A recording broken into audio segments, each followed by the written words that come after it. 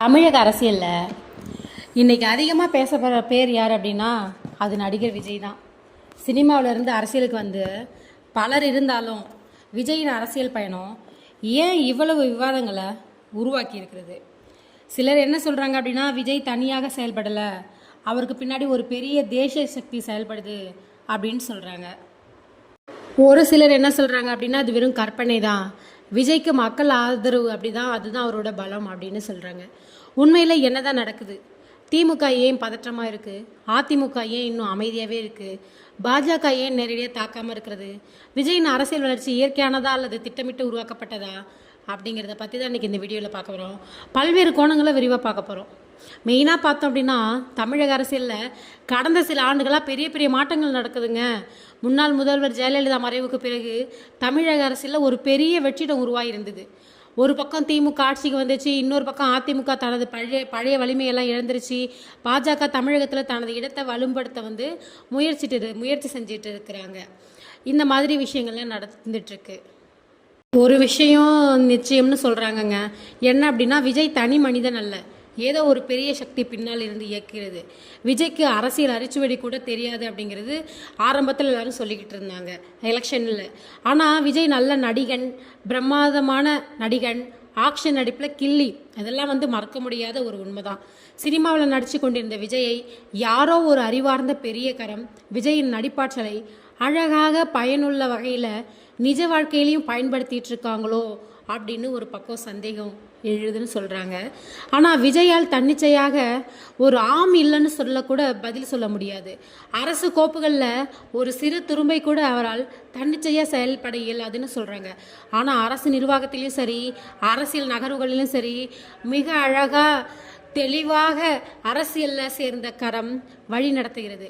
ஒட்டுமொத்த தேசிய பாஜகவை இயக்கும் கரங்களை எப்படி சுட்டி காட்ட முடியாதோ அப்படி விஜயும் இயக்கப்பட்டு கொண்டிருக்கிறாரோ அப்படின்னு ஒரு பக்கம் பேசுகிறாங்க. இது உங்களுக்கு அதீத புகழ்ச்சியாக கூட தெரியலாம். சில விஷயங்களை இங்கே வெளிப்படையாக சொல்ல முடியாது. இன்று நேரடியாக அவர் அனுபவத்தில் சொல்கிறாராமா, தமிழ்நாட்டில் அரசு இயந்திரம் துரித கதியில் சீரமைக்கப்படுது. இது விஜய்க்கு தெரியுமோ என்பது கூட தெரியல. துரந்தர் சினிமாவை நேரில் பார்க்குற மாதிரி இருக்குது. காட்சிகள் ஒவ்வொன்றும் விஜயின் கூச்சலுக்கு எல்லாம் பயந்து ஓடுகிற ஆட்கள் இல்லை திமுகவினர். அவங்க பயம் விஜயை பார்த்து அல்ல, விஜயைக்கும் சக்தியை பார்த்து. விட்டகுற தொட்டகுறையாக சில தவறுகள் ஆங்காங்கே திராவிட ஆட்சியின் எச்சமாக நடந்து கொண்டுதான் இருக்கின்றன. ஒன்று கவனித்து பார்த்தா இன்று தமிழகத்தில் ஆளும் கட்சியை எதிர்த்து அரசியல் செய்ய யாரும் இல்லை. திமுக தடுமாறுகிறது, அதிமுக அதை ரசிக்கிறாங்க. பாஜக கூட என்ன சொல்லி அரசியல் செய்வது என்று தெரியாமல் திண்டாடுது. இல்லை, திண்டாட வைக்கப்படுகிறது. அதாவது பாஜகவில் தீவிர எதிர்ப்பு அரசியல் செய்யும் ஒரே நபர் அண்ணாமலை மட்டுமே. அவரால் தவறுகளை தட்டி கேட்காமல் கண்டிப்பாக இருக்க முடியாது. அவர் நைஸாக கழட்டி விடப்பட்டு இயற்கை விவசாயம், சமூக சேவை என சைலண்டாக செயல்பட்டு இருக்கிறார். விஜய் அடித்து விளையாட களம் விஸ்திரமாக்கப்பட்டிருக்கு. விஜய்க்கு கொடுக்கப்பட்டிருக்கும் டார்கெட் திமுகவை காலி செய்வது. கவனியுங்கள், ஆதவ், ஆனந்த் எல்லாருமே சைலண்டாக செயல்பட்டு வந்துட்டு இருக்காங்க. தேர்தலுக்கு முன்பு இருந்த தாவேக்கா வேறு, இப்போ இருக்கிற தாவேக்கா வேறு. பைக்கிங் கலரிங் ஹேருடன் விசில் எடுத்து பறக்கும் சில்வண்டு சில்லான்கள் போல இருந்ததெல்லாம் காணும். என்னென்னவோ ஜெயலலிதா இறப்புக்கு பின் தடுமாறி நின்ற தமிழக அரசியலில் தேசிய பாஜக களமிறங்கி எடப்பாடி ஆளவிட்டதோ அதுபோல இப்போது என்ன செய்வது ஏது செய்வது என்று புரியாமல் தடுமாறி குழம்பி நின்ற விஜயை கரம் கொடுத்து அணைத்து அழகாக வழி நடத்துகிறது ஒரு தேசிய கரம். தேர்தல் முடிவுகளுக்கு பின் நடந்த குழப்பங்களால் திமுக மீண்டும் பிடரி சிலிப்பி எழுந்தது. எடப்பாடி ஆட்சியை பிடிக்க எந்த எல்லைக்கும் செல்ல தயாரானார். தமிழகம் அடுத்த 5 ஆண்டுகள் என்ன நிலை என தெரியாமல் தடுமாறி நின்றது. ஏற்கனவே கஞ்சா, போதை, சட்டம் ஒழுங்கு சீர்கேடு, நீதி பற்றாக்குறை என தமிழகம் மரண வாயில் நின்று கொண்டிருக்கிறது. இந்த நிலையில் ஸ்திரமற்ற அரசு இருந்து அமையும் நிலை வேறு. அப்படி ஒன்று அமைந்தால் தமிழகம் செத்துவிடும். விஜயின் இழுபறி வெற்றி திமுகவின் நயவஞ்சக வியூகம், எடப்பாடி பழனிசாமியின் கள்ளத்தனம் எல்லாம் சேர்ந்தால் தமிழகம் இந்திய வரைபடத்திலிருந்து காணாமல் போய்விடும். கவர்னர் ஆட்சி சாத்தியப்படாது.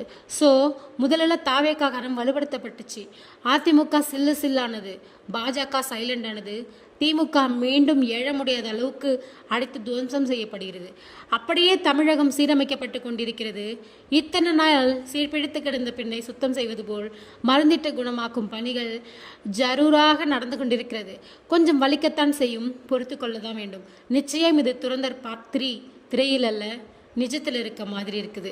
இந்த மாதிரி ஒருத்தங்க பதிவு செய்திருந்தாங்க. இந்த பதிவு பார்க்க நல்லா இருந்தது. ஸோ நான் உங்களோட ஷேர் பண்ணிக்கிட்டேன். இதை பற்றின உங்களோட கருத்து என்னென்னு மறக்காமல் ஷேர் பண்ணுங்க. மறக்காமல் உங்கள் பதில் என்னென்று கமெண்டில் பதிவு சொல்லுங்கள். இது வரைக்கும் நம்ம சேனலை சப்ஸ்கிரைப் பண்ணாமல் சேனலில் பார்த்துட்டு இருந்தீங்கன்னா மறக்காமல் சப்ஸ்கிரைப் பண்ணி பக்கத்தில் இருக்க பெல் ஐக்கனையும் ப்ரெஸ் பண்ணிக்கோங்க. நன்றி. இதிலிருந்து ஒரு விஷயம் மட்டும் தெளிவாக தெரியுது. விஜயின் அரசியல் வளர்ச்சி என்பது சாதாரண அரசியல் நிகழ்வா அல்லது தமிழக அரசியலில் நடக்கும் ஒரு பெரிய மாற்றத்தின் அறிகுறியா? இதற்கான பதிலை காலம்தான் பதில் சொல்லும். ஆனால் ஒரு விஷயம் மட்டும் உறுதி, 2026 தேர்தல் தமிழக அரசியலின் வரலாற்றிலேயே மிகவும் முக்கியமான தேர்தலாக இருக்க போகிறது. இந்த விவகாரம் குறித்து உங்கள் கருத்து என்னன்னு கமெண்ட்ல சொல்லுங்க. விஜய் தனிப்பட்ட சக்தியால் வளர்கிறாரா அல்லது அவருக்கு பின்னால் வேறு அரசியல் சக்தி இருக்கிறதா? உங்கள் கருத்துக்களை பதிவு செய்யுங்க. இந்த வீடியோ பிடிச்சிருந்தா லைக் பண்ணுங்க, சேனலை சப்ஸ்கிரைப் பண்ணிக்கோங்க, பக்கத்தில் இருக்க பெல் ஐக்கானையும் ப்ரெஸ் பண்ணிக்கோங்க. மீண்டும் ஒரு சுவாரஸ்யமான அரசியல் பகுப்பாய்வுடன் சந்திப்போம். நன்றி, வணக்கம்.